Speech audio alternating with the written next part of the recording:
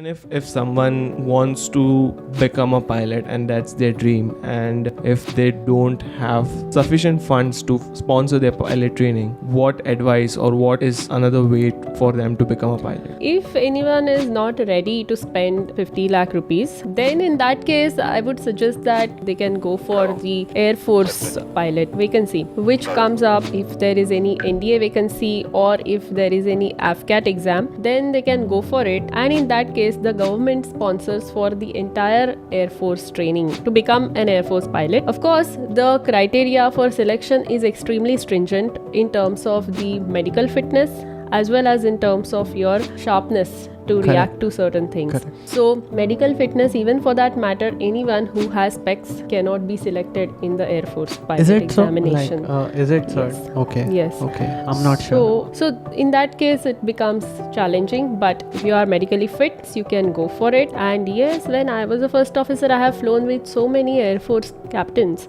who have been there and retired from there at a certain designation. And after 40-45 years of their age, they have come to civil aviation, and in that case the airline most certainly sponsors for their type rating, whichever aircraft they are inducted on and appointed on. That is short service commission. That is one way in which, if you do not have that financial preparedness to spend for your commercial pilot training, then yes, this is also an option that you can go for. Yes, and the other way I think is to get a loan from a bank. So right now, like since I have this consultation call thing where I guide students who want to become a pilot. Absolutely. So I get this question like how to apply for loan and stuff. So for that, there's one website called as gyandhan.com where you get loan particularly for the field of aviation. So they have a separate department for people who want to become a pilot. They have some agents and stuff which will help you through the process. You have to submit your documents, but for that you will require a collateral. How it works is, let's say you want... What's the interest rates on it like? Right now the interest rates have dropped, so it's around 8 to 10%. Okay. It's the collateral, right?